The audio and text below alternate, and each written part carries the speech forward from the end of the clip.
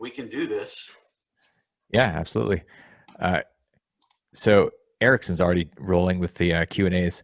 If it's okay, I'm going to do the Q&As at the end. I'm going to give you about a 25-minute presentation. And so if y'all do have questions, throw them in there and we'll get to all of them. And I'll give you my contact information too, so you can reach out if you want to. But let me load and I'll be this thing monitoring up. the chat and the Q&A as well.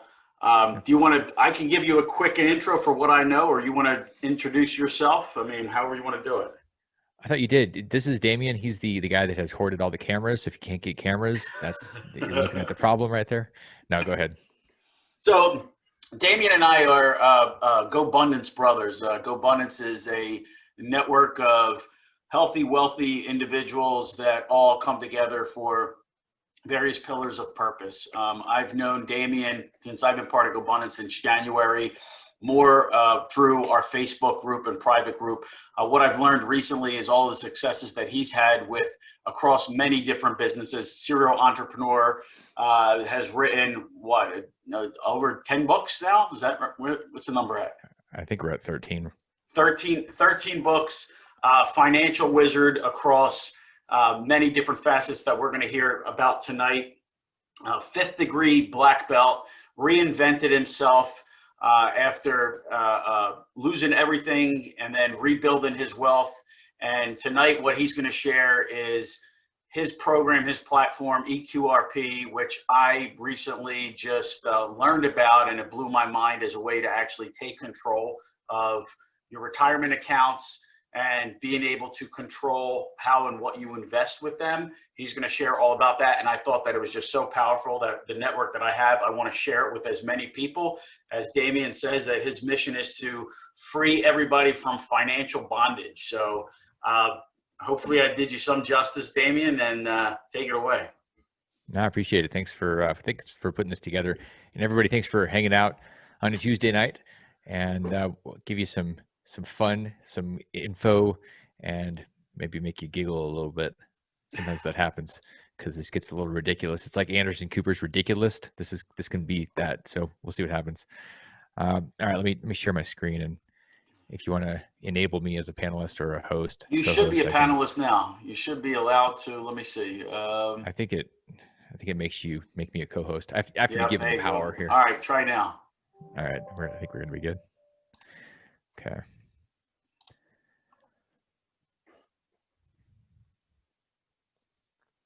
All right, Sergio, you see the book? Yes, I do. All right, I'm going to stop my video so we only have you real quick. Oh, actually, that was going to keep me there anyway, so it doesn't matter. Okay, go ahead. So this is where you get to see Sergio's reactions. If I say anything that's funny or insulting to him, he's going to be like, "Oh, okay." All right. So this is one of the books that I wrote. I'm going to give you guys a chance to get a copy of this if you want to, or if you feel like there might be somebody that could make use of it. And it's a book that I wrote a number of years ago, and then updated each year with current rules and numbers and different things as Congress monkeys with the system, because they do every year. And I'm also the host of Financial Underdogs, which is why I have an FU hat on for the tribe. And it's interesting, when you wear an FU hat, you get flipped off in parking lots at like Whole Foods. And I thought they were nice. They were like hippies at Whole Foods, but apparently they take offense if you have an FU hat. So, but I know you guys aren't taking offense, because this is about knocking yourself out of the underdog position. And that's what we're going to do. Give you some ideas and tools and hopefully something you can run with. So part of this conversation is about talking about what's happened this year. And we'll get into this later in the presentation about the CARES Act. And it's really something that happened that's never happened before, where Congress changed some rules when they gave away $2 trillion. And part of it was allowing people to tap into retirement accounts that they currently have where they're working. And that's never happened before. So we'll go into how that works and what you might be able to do with that. Before we get started, one of the things that I think is important is for us to, and Sergio knows this, part of our culture at GoBundance is it's action takers. It's a small group of guys that are part of this group. And one of the things that's consistent is that everybody there takes action, and they don't sit there and think about something for 3 years. They actually do things very quickly. It's a decisive bunch. One of the things that's valuable, only in investing, but in life, is to be able to take information and imperfect information and make a decision and then act on it. one of the things that I did like 2 years ago, I got a call from a friend of mine and he said, "Hey, I'm going to Africa to check out the silverback gorillas. Do you want to go?" And I said, "Yes." It didn't really matter when it was. It didn't matter if it was in the middle of the rainy season or I had to take 40 different planes, which seemed like I did because I was on a plane for about 40 hours. But I said yes in about 13 seconds. And 8 months later, I ended up in Uganda where I was hanging out with these guys, this whole like crew of silverbacks. And I got to hang out with this one for about 15 minutes, just hanging out like 18 inches away. And the reason this is important is because you don't just make decisions to make money, you make decisions to create wealth that allows you to have experiences. And this is one of those experiences. I had to create the wealth and I also had to make the decision. So life is just a series of decisions. We have to be willing to make them pretty quickly. I'm going to show you some things that are coming up, some of these things that are timely where they're ending in a matter of 3 weeks. So if this fits you guys, there's going to be some decisions that you might need to make pretty darn fast. The alternative is if you don't make decisions, you're just going to end up with a really bad tattoo. Or ultimately it's going to be regret, because at the end of our time, we don't really think back and say, gosh, I wish I wouldn't have done that. We generally are looking back and saying, I wish I had done that. And this isn't some theory. This is based on a conversation I had with my dad 6 years ago when he'd been diagnosed stage 4, and I flew up to Alaska a few days later, sat down with him, and it was the last conversation we had where he looked at me at a coffee shop, and this is us hanging out at the house I grew up at in Alaska, and he said, there were so many things that I wanted to do. And when I saw that tattoo picture later, I really thought, when I had that conversation with Dad, that was like me getting a tattoo on my soul with a warning: make sure you make the decisions, because you're going to get to a point where you don't have the choice anymore, and that's when you have the regret. So I'm going to reinforce that it's really about making decisions with imperfect information, but to keep the ball rolling. I'm going to show you what that looks like with some drama and trauma in a second. It's really taking what you're going to learn over the next, say, 30 minutes and doing something with it, because all the information in the world doesn't really matter. In fact, Google has all the information. We don't need more information. I mean, we're drowning in it. And there's that saying, we're drowning in information, starving for wisdom. I'm hoping that this will be a little bit of wisdom based on taking information and boiling it down so y'all can act on it and do something that's valuable, and it's not just another piece of data that's going into your brain. One of the things that I've realized, come to learn, is that there's this 10,000 number that Malcolm Gladwell made famous, and it's the number of hours that it takes to shift into a space of mastery where you start heading towards there. And I think that's one of the things that the Dad was missing, was that he never went deep. He went wide, and it's very easy to chase things. It's like a bunch of drunk squirrels chasing shiny nuts. We're all over the place looking for things and interesting things that are everywhere on the internet, every feed, every conversation. It's like something new, something interesting, but we don't go deep. And if you go deep, you have a chance to start developing mastery. And it's not about getting to something and ending there. It's about the process of developing yourself. So 2 things that I've done where it's really been that 10,000 hours and going deep. One was martial arts. Sergio mentioned that I spent a number of, well, he didn't mention this, but I have a 5th degree black belt. One of them is right behind it's over there. And that was my first black belt, and I've got 3 others. And that was literally because I've bled enough on the mat and stayed there long enough and developed this beingness in that training. And so this was one of my demos when I was doing something in Austin a number of years ago. And it was all very cool for 3 hours until I threw this guy, like 4 guys were attacking me. I threw this guy in the air and used his foot to break my cheek.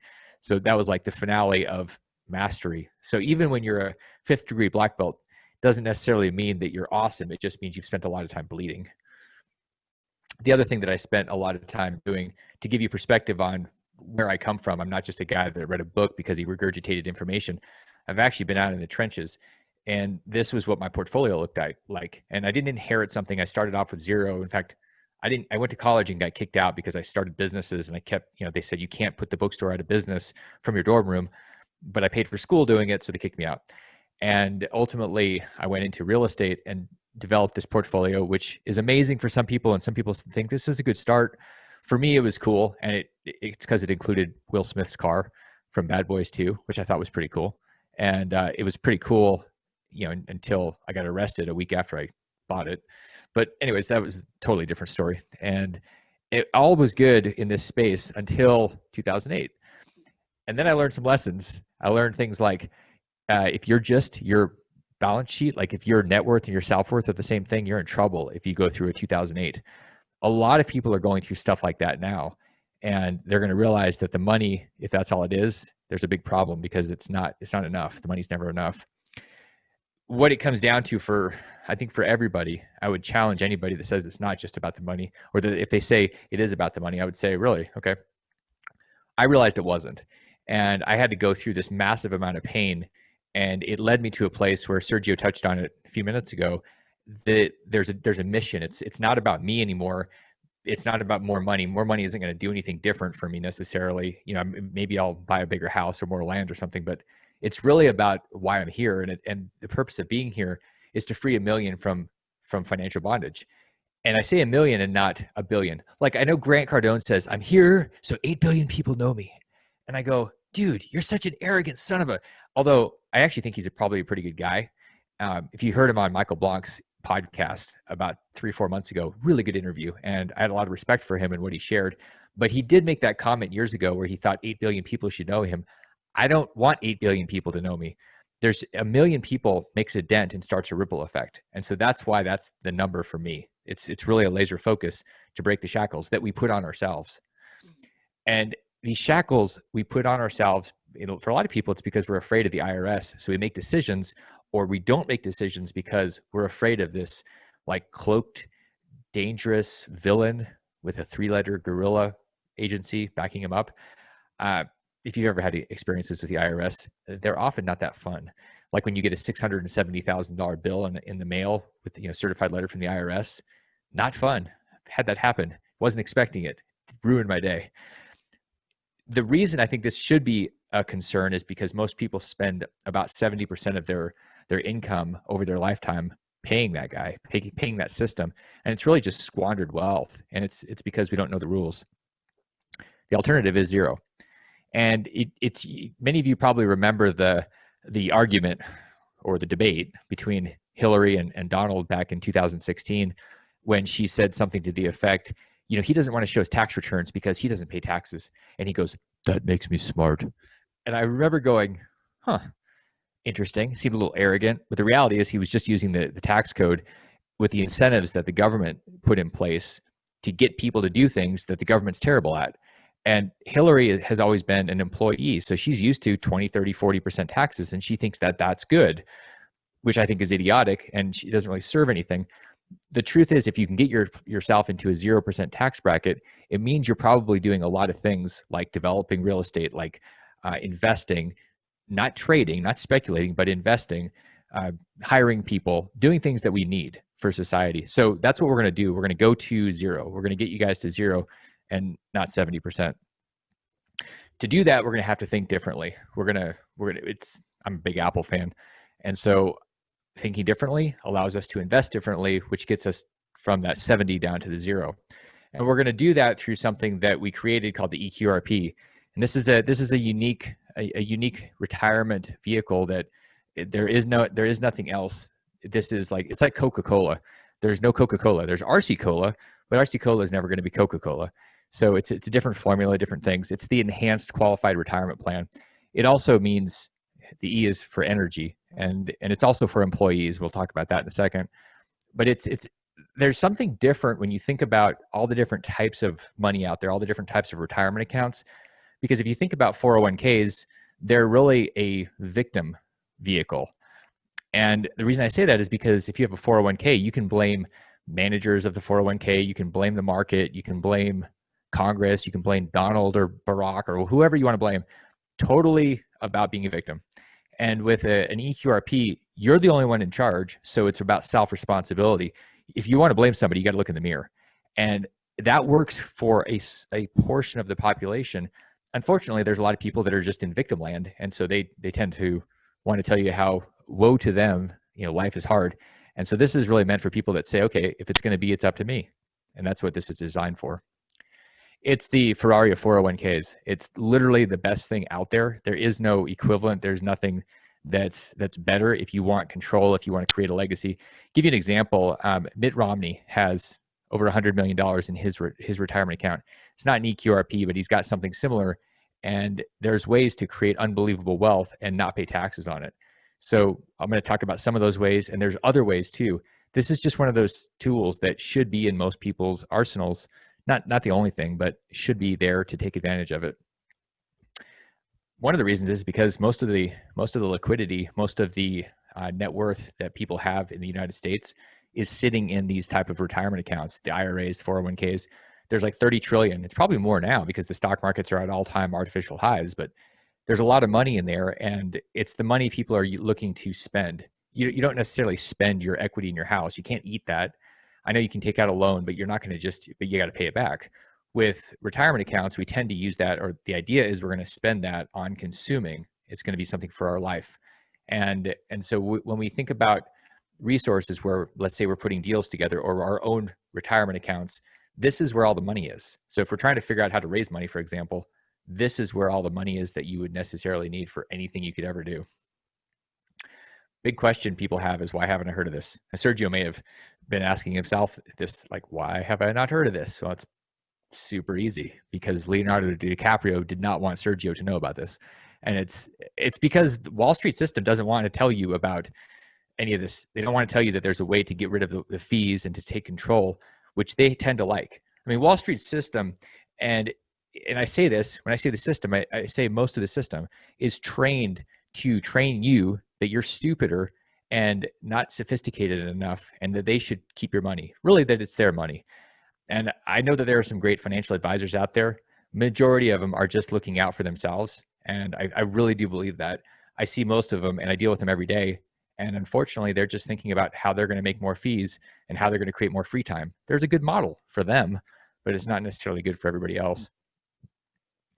So the eQRP, when you boil it down to what it is, it's a checkbook for your retirement money. It allows you to invest with speed. If you want to invest in gold or silver or real estate and you want to do it in 5 minutes, boom, you can do that. There's nobody between you and your money. It's you, you're in charge. You don't get feed to death because there are no transaction fees, like none. There's no management fees and none of that. It's protected from lawsuits. Most people don't realize that things like self-directed IRAs or solo 401ks do not have ERISA coverage. And ERISA was what created all this stuff back in the early 70s. There's not the protection in place for unlimited liability coverage with these individual plans. They're exposed based on the state that you live in. Like in California, if you get sued because you hurt somebody's feelings, you might just lose a $2 million IRA. And you go, wait a second, I thought they were protected. They're not. They have minimal protections based on the states. And places that are getting more socialist, like California, New York, good luck in proving that you need to keep your money to a progressive court that says, nope, it's about the victims. We're protecting them. We're redistributing the wealth. This protects you from that. You have a $100,000 credit line for the next 3 weeks. And we'll talk about that and what happens after that. And then you can use debt. So one of the things that we like about real estate, anybody that's investing in real estate or wants to invest in real estate, is that you can use debt to leverage your returns. Like if you try to use debt to invest in stocks, the average person cannot go to Charles Schwab and say, I've got 10,000, will you give me 100,000 for stock? Like that's not going to happen, but it does in real estate. You can do that inside this tax shelter and create incredible wealth, tax-free, forever tax-free. Other options, including the real estate, is, you can do real estate anywhere, domestically, the US, anywhere in the world. A lot of our clients are working, investing in Panama, Belize, Estonia, Australia, Singapore. They're all over the place. You can be the bank. It's always nice to go to the mailbox and have mailbox money versus mailbox bills. So when you have money coming to you, that's something that you can do. You can just loan it out. You can buy physical gold and silver. And this is something that I know a lot about as I've been in this business since before. Well, my dad was in the business before it was legal. He was one of these outlaws in 1973, before it was legal to own gold in 74. And your retirement account can own physical gold. I'm not talking about ETFs or these paper gold things that really don't have the gold that they say they do. I'm talking about physical gold and silver that you're holding, and Bitcoin, cryptocurrencies. So if you are not understanding what's going on in crypto right now, you're probably in a really dangerous space, because our system is going digital, it's going crypto, and I think it's going to be a war between centralized Federal Reserve type of coins and government coins and decentralized things like Bitcoin.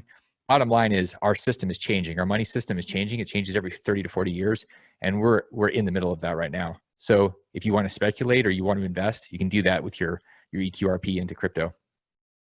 A few things you can't do, because there's always rules.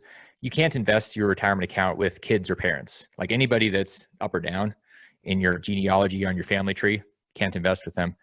Any vacation property, any property you use today, any property, anything that you do where you get a current benefit. So like a commission on a real estate property that your retirement account was buying disqualifies it.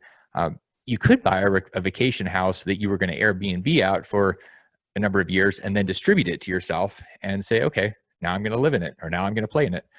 And then you can't do collectibles. So some people want to do collectible cars. Can't do collectible cars. You can't do rugs, and you can't do wine. I've had that question come up a lot, and I'm like, yeah, but because the IRS is smart there, they know that if you did wine, you just end up with a hangover and no assets when you retired. So that doesn't really work. Okay, so big time common thing is the self-directed IRA. There's about 10 trillion or more dollars in self-directed IRAs. So if we go to conferences, we typically will see like a number of self-directed IRA custodians. Why do we see that? Because the fees are awesome. Like if I wanted to go straight for fees, I would have a self-directed IRA company. And we don't, because I don't believe in the model. I don't think it's the right thing for most people. And I'm also going to show you why it's actually like a ticking time bomb. Typically with self-directed IRAs, well, not typically, always there's a custodian. So things that you're doing, it's slower. Like if you're the trustee, which you are within eQRP, you make decisions, it happens. With an IRA, we've had people that have made a decision to invest and it took them 5 weeks to get a check. And that's happened a lot with like Fidelity and Schwab. Schwab will tell you specifically, submit your stuff and we'll let you know in 4 to 5 weeks. And I'm like, the deal is gone. So it's slow. If you use an IRA for leveraged real estate, you're talking about the potential of getting taxed. I'm going to show you how bad that is in a second. No tax with an eQRP. And quite frankly, you can't put that much money into an IRA anyway, whether it's a self-directed IRA or a traditional IRA or a Roth IRA. $6,000 over 20 years, like, 100,000 is not going to get you rich. It's going to get you old and probably balder than Sergio and I.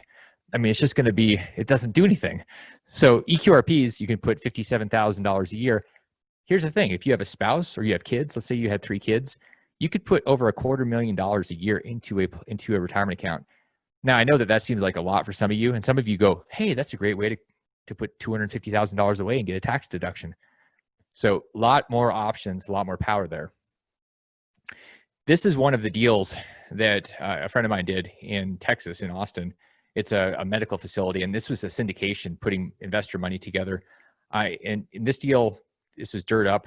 The deal was about $50 million in terms of buying, building, and it took $40 million. There was $40 million in debt, $10 million in cash from investors. And so over 5 years, there's $5 million in cash flow. It was worth $85 million to be sold. And so that's pretty good, $40 million. So everybody's happy kind of, until you realize that a lot of people that invested that 10 million had put IRA money into it. So an average investor that puts $100,000 into this deal, 80,000 of their profits, let's assume they made 100 grand out of their 100, like they doubled their money, which is very common. 80,000 of that profit would be subject to the UBIT tax, which is the unrelated business income tax, because it's an IRA. That tax could be up to $29,000. It's a 37% tax. It's brutal. So why does this happen? Because there's debt. And the IRS says, well, if your IRA is using debt, it's not just your money, it's like debt money. So we're not going to let you have all the profits. We're going to tax you to thump you a little bit. And that sucks. The reality, though, is you have a choice. Custodians aren't going to tell you. They're going to say it's not our responsibility. Go talk to your accountant. Most accountants don't know what's going on. Like, they don't talk to each other. Nobody's a team. Everybody's isolating themselves. If you use the right vehicle, so it's the same deal, same $100,000. If you use an eQRP, you get to keep all of your money, all the profits, because you're exempt from it. IRA investors pay up to $29,000 per $100,000 in profit. eQRP investors pay $0.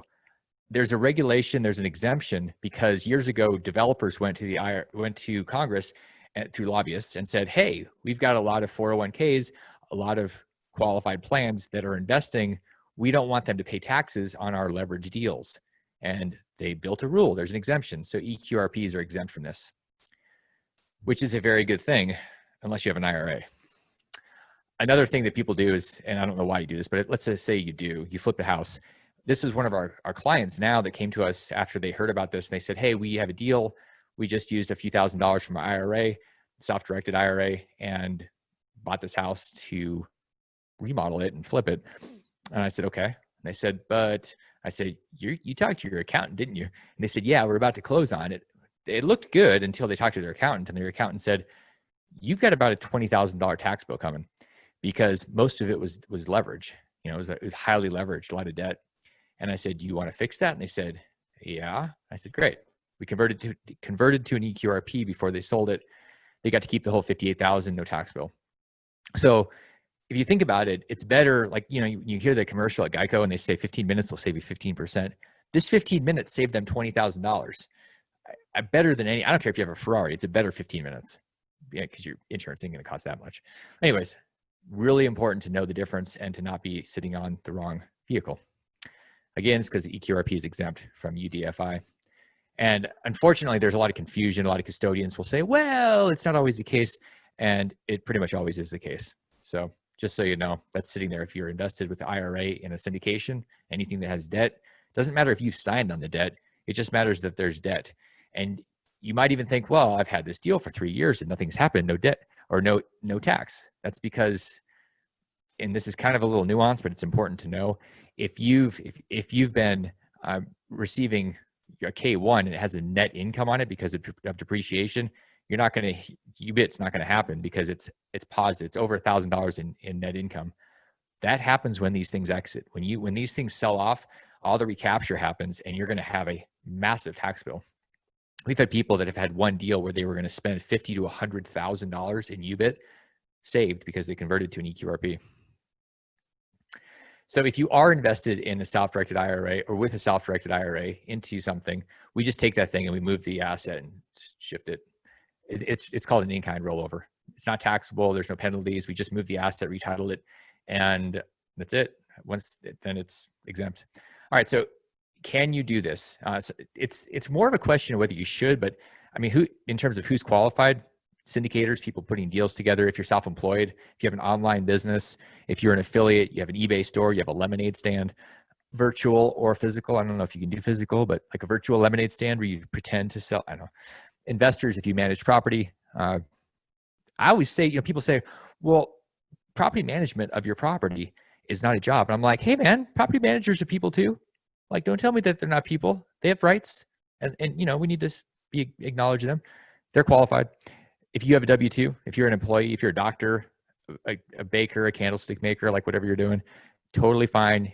You can do this. If you have any employees, and I'm going to tell you about this in a split second here about what happened with the Secure Act. This changed the rules for a lot of people that had solo 401ks, which are now ticking time bombs like IRAs, because they changed the rules. If you have even a part-time employee, you can't have a solo 401k. I'm talking about somebody that's working for you for 10 hours a week. That's not that much. I mean, that's part-time. If you have one of those, you can't have a solo 401k. You either have to move your assets into an IRA or blow up your solo 401k, which is a huge problem. Like, imagine if you have a syndication, you invested in a bunch of real estate and you hired an employee and now you've got to convert to an IRA. Well, now you're subject to UBIT. Like, that's dumb.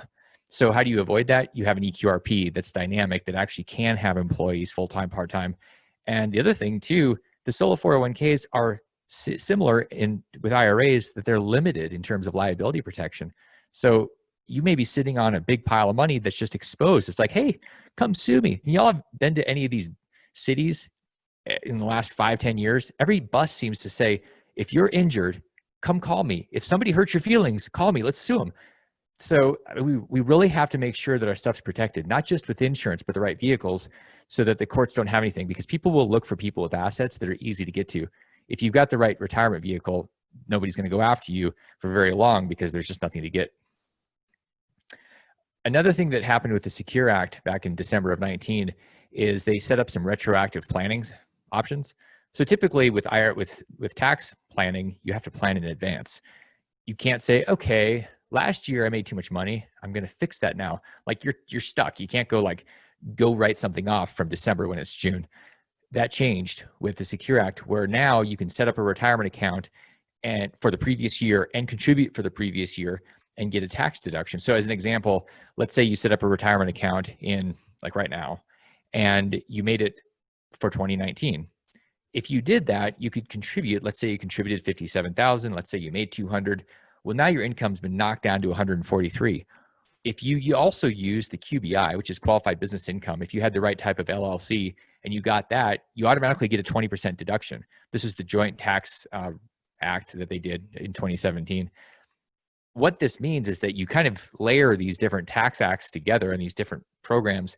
Your net income is now knocked all the way down to 115,000. So because you set up a retirement account and shifted some money, you didn't even invest. You just saved $20,000 cash that would have gone to the government.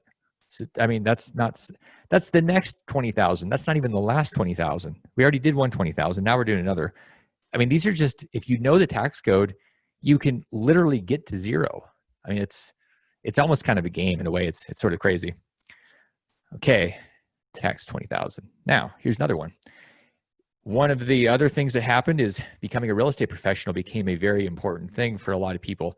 And one of the strategies is taking retirement account money, converting it to Roth, and being able to use this money. So big picture, this is going to get a little bit granular, but big picture, let's say you have a few $100,000 in your retirement account and you found a building. You go, okay, that building's $1 million. I want to use my money. So here's how you do it. You basically convert the 300,000 into Roth money. Now, once you've done that, that's a taxable event. You've got to pay taxes because it's like pre-tax to post-tax. Okay, so you have a $300,000 income bump. Well, if you go buy a building for $1 million with cost segregation, you're probably going to get about a $300,000 deduction. Now, I'm not an accountant, but I've done this hundreds of times with clients, and same general outcome. You basically get depreciation of $300,000 that offsets your income of $300,000, and that means there's no tax. So you just got $300,000 out of your retirement account. And what happens, or why this works, how it works is somebody, you or a spouse, became a real estate professional and you got to use basically passive losses, the depreciation, to offset active income, which is what they consider conversion money. So effectively, you got to take your money out of the retirement account, buy a building that's paying you today. Maybe you're only 40, 45 years old, 50 years old. You're not 60. And it's just a way, if you use the tax code and you have the right team around you, to get your money out and break your shackles before you're 60. Just another idea. One of the things that you can also do is, many of you have heard of things like inheriting IRAs, inheriting retirement accounts. There used to be, until December, there was a way to inherit things for life. So like if somebody died, they could give their heirs a retirement account and that person could keep it. Like I did this with my dad. I actually hired my dad in the mid 2000s to be the chairman of one of my companies, mostly because I wanted to get him to leave Alaska and come hang out. So I said, Dad, we have a board meeting. You have to come down for the board meeting and I'll pay you. And part of the money I pay you has to go into a retirement account. And so ultimately I inherited it. Wasn't a lot of money, but when I inherited it, I have a Roth inherited account that I get to grow and spend the rest of my life. So that was taken away in December. What happened is they said, okay, Congress, in their infinite wisdom, sarcasm, they said, we're going to take that away so that you have to spend it within 10 years. Why did they do that? Because they want to get the money that's been built up in these accounts back into a taxable state as quickly as possible. And they have to figure out how to pay. They used to have a rule where if Congress was going to give, they had to take. It was called pay-go.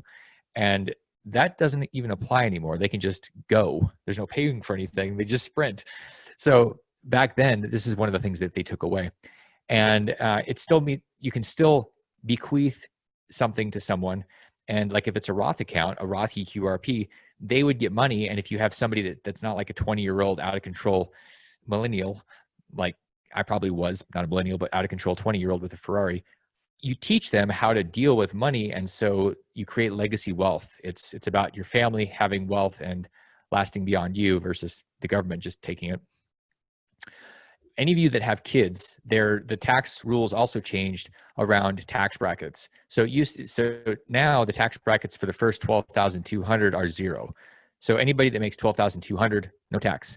This is really important because if you have kids, you can hire your kids and pay them up to 12,200. They don't have any no tax liability, no Social Security, no nothing. And this is under 18. If they're 18 or over, it changes. Social Security at least. But that first 12,200, no tax to them. You get the tax deduction. So if your business is paying them, they are getting income. And what you've done is you've shifted income at the very highest tax bracket. So the highest part of your taxable income, you're peeling that off. So it might be at 30, 35%.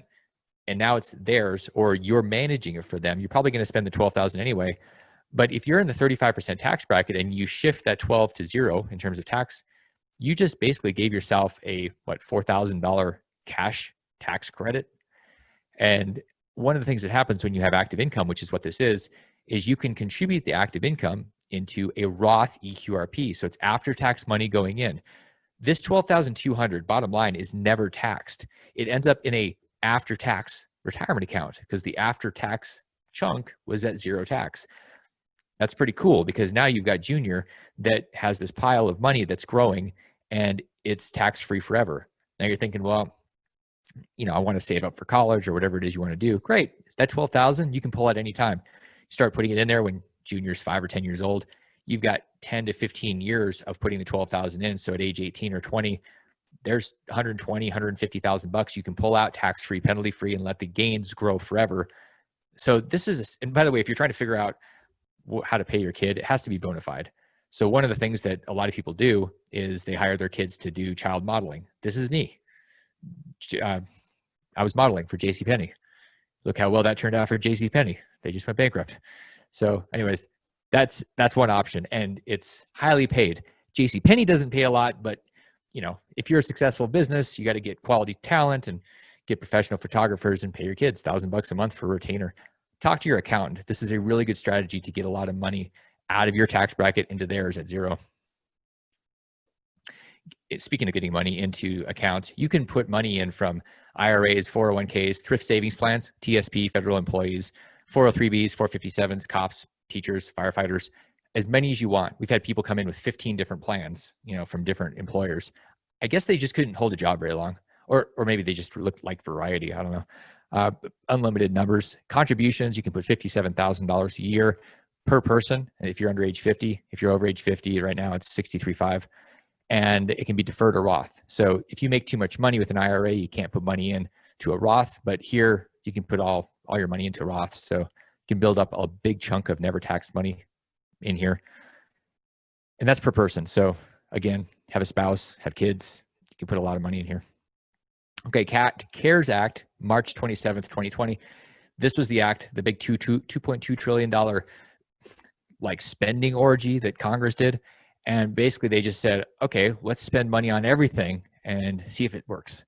Well, one of the things they did, which they'd never done before, is they said, if you have a 401k or an IRA, we're going to let you take money out of that thing up to $100,000 because of some type of impact from coronavirus. And you can take it out penalty free. And then you have 2 options. One, you can either pay taxes on it over 3 years, so split it up into thirds, or within 3 years, you have to put it back into a retirement account. So what's happening is a lot of people have accounts with like a thrift savings plan, they're federal employees or military or something, and they go, oh, I've got $150,000 in here. It was always stuck in mutual funds. It was always in Wall Street. What they can do now is they can pull, and the thrift savings plan allows this, and many employers allow it, requesting a $100,000 disbursement, and then a week or a month later, they put it into a self-directed retirement account, specifically an eQRP, so they have all the control. This has never happened before, and this is only good until the end of the year. So really incredible opportunity. It's not even so much the penalty, it's that you can actually get it out, because most plans, thrift savings plans, other ones, don't let you touch it until you either leave or you retire. I mean, it's pretty sticky, and this is the first time in 47 years this has happened. The other thing that they're allowing is a credit line. Many 401ks, most of them, in fact, thrift savings plans and private party ones, have a $50,000 credit line. They bump that up. So anybody that has a 401k or a thrift savings plan can borrow up to $100,000, which is pretty cool. Like, you can borrow when you actually need it, instead of, if you ever try to borrow when you actually need it from a lender like American Express, sometimes it doesn't work out. Like in 2008, I went to Costco and I was trying to buy toilet paper. I was literally trying to buy a pallet of toilet paper. I don't know if I was just anticipating a pandemic or what, or maybe I just really needed to go number 2 and I got a little ahead of myself, but I went and tried to buy this. And when I whipped out my black card, which I did, in fact, it's funny. I actually have my black card in here somewhere, but I had a black card and I went to try to use it. And they said, sir, your card is declined. And I said, how is that possible? The other problem is Costco only took black cards, or they only took American Express. So I was kind of stuck. I didn't have anything else. I'm like, well, you need to take my black card. I can buy a jet. And they said, sir, you can't buy toilet paper. So we don't care about the jet. So I called American Express, and American Express said, sir, your limit is $11,000. And I said, that's not possible. I have an unlimited limit.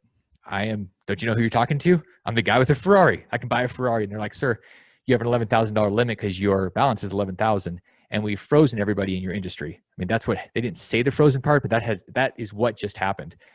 So traditional lenders will freeze industries when they start to see losses that are just slightly increasing. Amex did it. A lot of lenders did it. The reason I bring up this story is because if you actually need money and it's sitting in your retirement account, one thing you have is a checkbook. You just write yourself a check. So I could have just written a check and bought my pallet of toilet paper. And back then you could actually get a pallet. They weren't restricting you to, 8 rolls. So just options. It's always better to have options. Barato se caro. I don't know if Sergio, you speak Portuguese? No, I speak Italian though. All right. So you probably know kind of maybe-ish what that means. Sai caro, barato se caro. No, I'm not going to even guess. See, this is like a test. You're like, man, there's a test involved here. Slide 37. It's Portuguese. And unless you're from Brazil, like most people don't speak Portuguese, cheap objects can be expensive. Right now is the worst time in history for getting truth because there's fiction everywhere. On the internet, there's opinions, and hey, it's on a blog. It looks very official. It looks like CNN or Fox or whatever. And all of a sudden you're like, oh, that must be the truth. That's like the same thing as talking to your neighbor or your cousin or your friend or your brother or whatever. And quite frankly, life is too short to argue with stupid people, including bloggers, because many of them are stupid and they just have opinions and they're not really backed up with facts or science or anything else. So my suggestion would be make sure you find people that are grayer, balder, fact-based than you are. Like, I don't know about Sergio, but I happen to be super bald. And all that means is that I've been through a lot of crap and bled a lot because I was out doing things. I'm not saying that if you have really nice hair, it doesn't mean you haven't been through things, but I think a lot of stress and trauma, chaos, like, losing $20 million creates a bit of a hair loss situation. And it creates a lot of wisdom. Whoever you're going to talk to, forget about opinions. What have people been through? And that's the essence of it. I would really just encourage everybody to not listen to people that have not been through it. Find people like the Yodas. Find people that have the force because they have gone through it for decades. Like the funniest thing I see is people that are like 23, and no offense if you're 23, but you haven't been through a decade of pain. And this is the first event probably in your life. In most cases, I think it's just valuable. I didn't get it when I was 20, 25, 30. I thought I knew everything until I lost everything. And literally almost lost my life. Was in the Mayo Clinic for a week thinking I was dying. Got everything poked and prodded and scanned. And they're like, no, but I was so stressed out. I really thought I was going to die. I thought I had cancer. Like, it was bad. And it was because I had no perspective. I was just going through all sorts of stuff. I was chasing the money and I wasn't listening to people. Like, I was the smartest person I knew, 10 feet tall and bulletproof until I had a nuclear bomb land on my head. One of the results from that whole experience was that I realized I didn't have any rules. My glands were driving this ship. It was greed and fear, mostly greed, mostly arrogance. And I look back, I definitely would not have wanted to hang out with me. I would have run. If Damion of 2005 showed up, I'd be like, get away from me, man. You are toxic. I didn't have any rules. So it was all about hedonistic lifestyles and doing anything that felt good that would make money. I was a dangerous, renegade, out of control nut job. The 3 rules I picked on here were that I got these rules to protect me from me, because we all get emotional. Like, we're not just robots yet. First rule is I don't work or hang out with people that are not self-responsible. Like, if somebody comes into my world, whether it's somebody reaches out on LinkedIn or whether they're wanting to become a client, if I hear victim, if I hear people telling me about how hard their life is and how much they've struggled and life is hard, and they go on for about more than 3.5 seconds, I'm like, cool, let me give you the name of a competitor that does really bad IRAs. Go toxify their space. It's not worth it. People that are self-responsible there's not a depression about the past. There's not really even an anxiety about the future. There's an excitement about what they're going to do. And I like being around those people. I am one of those people. So I have a rule about that. And I'm pretty hardcore about that. I eviscerate people. And I've been eviscerated, so I know what it's like, but I deserved it. And you know what? If you're a victim, you deserve to be eviscerated by self-responsible people because it's not a good fit. One of my other rules is I don't invest everything in anything. So I used to say, okay, well, if there's $100,000 investment, let me try to invest 100,000 times 10 and leverage up and see how crazy this can get. I realized that I'm mortal after I'd been, strung up and beaten and flogged. It's not so much fun to have that much carnage at one time. 5% if it's a loss. And one of the things I realized is that I'm going to make mistakes, all the mistakes. Knowing that, and we're taught not to make mistakes. I mean, in school, what they're teaching people, other than Marxism, is they're teaching everybody, if you make a mistake, then you're bad. You're an outcast. Like if you make 40% wrong, you flunk. I'm like, dude, if you make 40% wrong in the real world and you made 60% right, you're a freaking Jeff Bezos. Like you're a billionaire. So we're teaching the wrong things, but the reality is we're going to make mistakes. So I'm not going to go into a space where if I make a mistake, it's going to take me out and I have to start over. It's too damn much work. So this is to protect me from my greed. And then I don't invest in bulletproof places. Now I know some of you probably are actually investing in Memphis, but for me, it makes like the little spidey hairs go on my back of my neck go up because I invested in a place called Whitehaven, which is across the street, or it's like in the neighborhood of Elvis, Graceland. And I thought, oh, cool, Graceland, Elvis. I mean, this seems like a nice place. Probably was when he was there. But when I invested there, I bought this 119 unit apartment complex. And 6 months later, I got this call and my property manager said, we got a problem. And I said, okay, what's the problem? And they said, somebody stole your copper. And I said, which copper? And they said, all 119 units. They tore it out of the floor, the wall, everything. It's gone. And I said, well, that's terrible. So I thought we had a gate, and they laughed at me. They took the copper. We spent 6 months fighting Lloyd's of London. If you've ever dealt with Lloyd's of London, I hope you never have a loss because they just laugh. They're like, well, come sue us if you want to get your money. We're in London or wherever they happen to be. So that was a horrible experience. That 250, I recovered about 80. So it was $170,000 out-of-pocket loss. And that was terrible, but it was just money. When I got a call 6 months after this first time and they said, we got a problem. I'm like, what is it this time? They said, same thing. I go, we lost the copper again. How did we lose the copper? And they said, well, somebody did the same thing. I said, how's that possible? We have an armed guard there. Where was the armed guard? And they said, they killed your guard. And I was like, whoa. So all of a sudden it was like the shift in perspective on what matters. And I have a rule now. I don't want anybody else's life on my shoulders just because it's a lot to carry. And my suggestion for everybody is to have rules. And if you don't know what your rules are, borrow a bald person's rules because they got bald having some really hard experiences. Maybe you can avoid some of those things. That's a hard one to have. So I just recommend not having the same trauma. Find some new trauma and then teach from that, but don't do the same thing. That's just like stupid. Biggest concern, millennials, boomers, everybody's concerned. I mean, in general, the population, they're concerned about a lot of things, but deep down, they're concerned they're going to run out of money before they run out of their life. It is getting worse.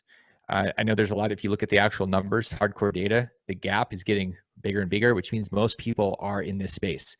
The top 1% or 0.1%, maybe not as worried, but most of the population is worried. And they're worried because they don't know what to do. And part of the reason that I teach this and I'm so into this is that it gives people options, and it's truly about hope. It's not about smoking a bunch of hopium like, hey, maybe I'll put money in a 401k and in 20 years it'll all work out and I'll be rich. Like that doesn't work. Like smoking that is not a good plan. Instead, having different tools, better people, balder people, just a different experience will change everything. It may not even change it for you. You may think, well, I'm good. But there's probably people in your life that you actually deeply care about and love. And if they had better information, their life would change. So you want to be a little bit of a superhero? Give somebody a tool and they said, oh my gosh, I never heard of this. It's like loving somebody. It doesn't take it away if you love somebody. It's more love. It's like this information. So share. Like it doesn't take anything away. It just expands freedom. If you haven't really caught on to this, the most important thing for me in my life is freedom. It's liberty. It's the ability to choose. I believe everybody should have that choice. I don't believe anybody should be stuck or being told what they can and can't do if it doesn't hurt somebody else. It's a little bit libertarian. So if you don't like libertarians, you probably want to go to prison, but everybody has a choice.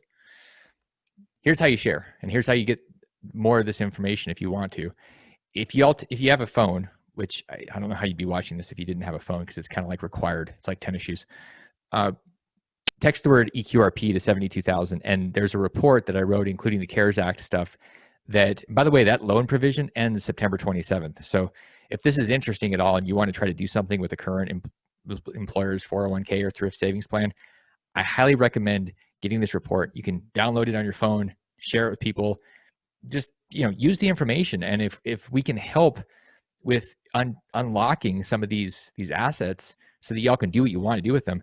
I mean, this is for y'all to run your financial life so that you're not run over by somebody else trying to rip you off. So that's really, it's your choice. Like in the next 30 seconds, choose to text. I mean, everybody's texted, I think. If you have a phone, you've texted. Or you can have a really bad tattoo. I recommend the first one. I think texting is better than tattooing if you have no regrets. And that's the presentation, you guys. I'm here. I'm going to answer all your questions. First off, just to thank you though so much for being here. And Sergio, thanks for putting this together. Y'all are awesome for hanging out and sharing part of your evening with me and with Sergio. Sergio, you want to go through the questions? I can answer those. Sure. Yeah. Thanks, Damion. That was awesome. Your perspective put everything succinctly where it needs to be. So I really appreciate that. All right, let's jump into questions. If you have any questions, you can either raise your hand and I could take you off of mute, I think, or just post them in the Q&A and we'll go from there. All right, so first one, can you fund your solo 401k with your W-2? If so, how?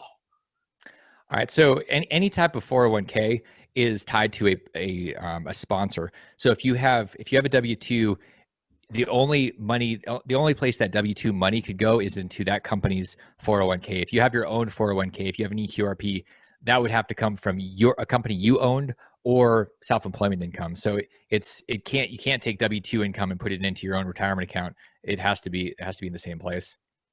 Okay. How do I roll a 401k from an old employee? Wait a minute, hang on. How do I roll a 401k from an old employer to a solo 401k? And when we say solo 401k, I assume we're talking eQRP. So I would answer from that perspective. Yeah. So rolling money from any 401k into an eQRP, it's effectively just saying, okay, transfer. We do this. We roll the funds over. We walk you through, and sometimes we have to fight for it because places don't want to give you access to it. But the rollover is really just a function of sending a request and saying, "Give me my damn money," and they will. Although it's interesting how often custodians will push back and they'll tell you how bad you are, even though you thought you were friends and you went to church together. You take your money from them, and they think you've just stolen something. But it's just you can roll over Roth 401k, regular 401k, regular IRAs. You can't roll over a Roth IRA. That's like, there's two things you can't. Inherited IRAs and Roth IRAs are the two things you can't move into an eQRP or anything else. They're stuck where they are. Everything else you can move over. Cool. All right, QRP are another name for solo 401k plan, isn't it? No, QRP. So QRPs, specifically the QRP, is a type of retirement account. When you talk about broad QRPs, qualified retirement plans, if you're talking about that, that's just like all these different tax shelters in the code. So there's a lot of confusion on the internet. There's blogs all over the place. This is what I was talking about with where the information is. An eQRP is a unique vehicle. Solo 401ks can't have employees. They can't. So, one of the great questions, if you're ever talking to somebody that is setting up solo 401ks and they try to say, well, this is the same thing as an eQRP, just ask the question, cool. If I have $10 million in here, is this protected from any type of lawsuit? By the way, if I hire an employee, am I okay? Like a part-time employee? The answer is no. And if it's not no, they're lying. So these are different. They're built differently. It's like a Ferrari and a Ford. They're both cars, but they're totally different vehicles. So just understand that we're talking about totally different things. Cool. Does this apply to active duty?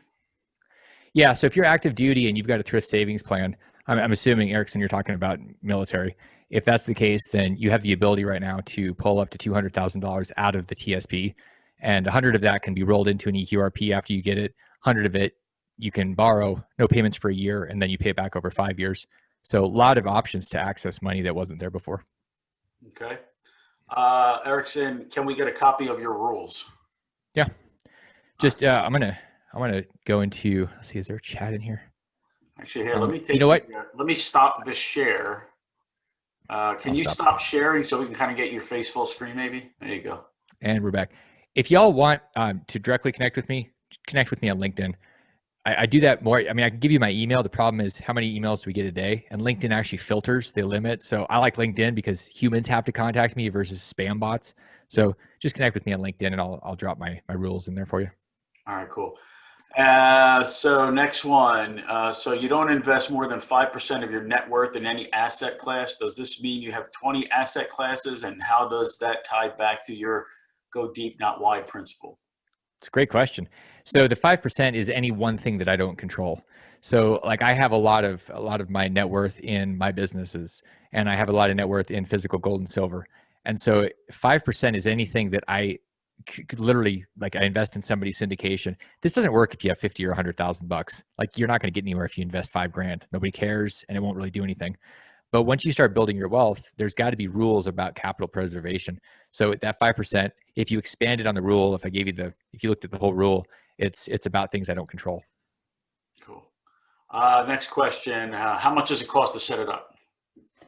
So it depends on whether you have employees or whether you're by yourself. It ranges from 3,500 to 5,000. Okay. And what I can say is, so my wife and I both set up our eQRPs over the last couple of weeks. The process is straightforward. It's simple, ridiculously limited amount of paperwork, which is pretty awesome. And we were able to save costs because we rolled over 2 plans over, and it saved us a bunch of money. So, all right, next one. I have a defined benefit plan that I'm trying to terminate with pension strategies. They are telling me that the IRS needs to send a determination letter before the funds can be distributed. And they are saying the IRS is backed up and won't be able to process until next year because of COVID. Are they full of it? Well, whether the IRS is full of it is debatable. I guess it depends on your experience. And whether the rules with defined benefit plans that, you know, like personal pensions and things, whether or not they require that, that's just a question for your CPA and the administrator of the plan. In terms of once you shut down a pension, you can definitely roll those funds over into an eQRP. The last thing I heard was that the IRS is a year to a year and a half behind with a lot of their stuff, and there's container ships of like 50 to 100 million pieces of mail that they've just dumped in, and they're getting to it as they can. So I wouldn't expect anything expedited unless it's digitally automated with the IRS. So I feel for you, but I don't know that there's anything you can do. Check with the administrator and your accountant and make sure that those are the rules, because I don't know off the top of my head. Every plan is built differently. Okay, next question. With CARES Act, can I take 100K from my W-2 403B and move it to eQRP? Yeah. So yes, you can if the employer is allowing it. So the next step would be going to your employer, the administrator of the plan, and just asking them, do you all have a CARES Act provision? And if they said yes, then they'll have a piece of paper that you fill out saying, I've been impacted. And if you look at the impact qualifications, there's a whole big list. So you don't have to have COVID to qualify. You have to have an impact, including quarantining, including childcare problems, including business reduced hours. Like there's a lot. And I've yet to run into somebody that wasn't actually qualified. Like seriously, in the United States, unless you've been in a field in the middle of nowhere, which you probably just had a hurricane go through you in Iowa, if that was the case. But I mean, really, everybody's qualified pretty much at this point. Yeah. And I can tell you that I had an old 401k with when I worked for the Federal Reserve, and literally rolling it over I don't even have to go over, call anybody. You could do it online. So check if there's vehicles to be able to do that right from whatever, if they have an online service. Next question. Can eQRP be funded by W-2? So the W-2s, it depends. And if it's a W-2 by like if you work for somebody else, that's not money you can put in. If it's a W-2 by a company you own, like you have an S Corp or something and you're paying yourself as an employee, then yes, you can absolutely use it. Most people have W-2s asking because they're an employee for somebody else. So that's not something that you're going to be able to contribute directly in. If you put it into a 401k, obviously when you left your job, you'd be able to roll it all over. If you started on that question, if I started a business a side hustle and I take my W-2 income and start an eQRP from there? Can I fund it that way? So if you have the income has to still come, you have to have Schedule C income or some type of income outside of the W-2 that would effectively, the rule is it has to be income not by another employer and that you pay Social Security taxes on. So people will they'll have like real estate rental income that doesn't qualify. It's usually Schedule E. So Schedule C income is subject to Social Security taxes. If that's the case, then you should be fine in terms of contribution, as long as you're not at the limits, which are the $57,000 per year, unless you have a whole bunch of different employers doing profit sharing, which means you really could have an unlimited amount of money going into, you could have $1 million a year going into a retirement account. So that's like super advanced, crazy. Doctors have it when they consult for hospitals a lot of times. So there's some strategies there. This is a vast place where if you Google it, you might go cross-eyed. Yeah. You're going to go blind. The reality is if you have the right team, the stuff is fairly simple and straightforward. You just figure out what options may actually apply to you. Cool. Can I set up my own eQRP by myself? Yeah, totally. Basically, the process is you'll have an attorney draft documents, and then it'll have to be approved by the IRS. It's usually about $25,000 to $50,000 to do it. So yeah, anybody can do it. Like our process is we've gone to the IRS and we've done that in advance, and we do it for a large group of people. So obviously, when we do it, we're not spending $50,000 each and charging somebody $3,000 or $4,000. So you can totally do it on your own. Why anybody would want to do that, unless you just love giving your money away, is beyond me. Can beneficiary be a trust? Generally, you've got to make sure there's a person, because, and this is, talk to an attorney, an estate planning attorney, because retirement accounts are special animals. When somebody inherits a retirement account, there are rules around generation skipping. There are rules around how long this thing can be sitting there, that somebody can have it. It's 10 years. So you got to make sure that there's a person there that can actually have it. And if it's a trust, you may have problems depending on whether it's a trust that lasts a certain number of years. This is where a team is important. That is not my area of expertise. I know how to spell trust. I have trusts, but I have asset protection attorneys and estate attorneys. They're totally part of the game and the team. So I just recommend you guys have those on the team too, and ask that question to them. All right. So next question. Can I purchase tax liens and other assets at fair market value from my LLCs and transfer them to an eQRP? Good question. You can't move assets between you and your retirement account under any circumstances for anything. It's self-dealing. So if your retirement account treat your retirement account like its own thing, and you're disqualified. So it's its own business. It does its own thing. Any investment it makes, all the returns come back to it. It's like a silo where everything that goes in and out of it stays in and out of it. It's not, you don't cross it's like the DMZ. You don't cross the DMZ. It's very bad. All right, here's a wise crack for you. So for such a financially savvy guy, why do you let your wife cool your Sedona house so much that you have to wear a fleece in your office in September? So she's actually really mad that it's not 90 degrees in the house. And so this is definitely me trying to cool it down, because I stick to the keyboard, when I'm hot. So I don't want to stick to the keyboard. I'm not very efficient. And so I like a hoodie. I'm also trying to get it to cool down, because it's been like 95, 100 degrees here in Sedona. All right, that's all. Does anybody have any other questions? I'll pop them in the chat. If there's nothing else, while we're waiting to see if anybody else, I would highly encourage you to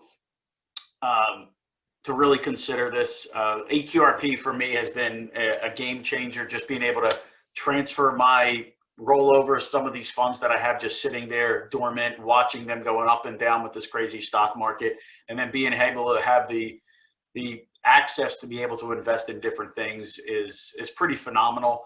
I'm a firm believer, and one of the reasons why I wanted Damion to come on here is I'm a firm believer in that we're in the middle of a significant shift in all things finances, right? Whether it be stock market, currency, whatever the case may be.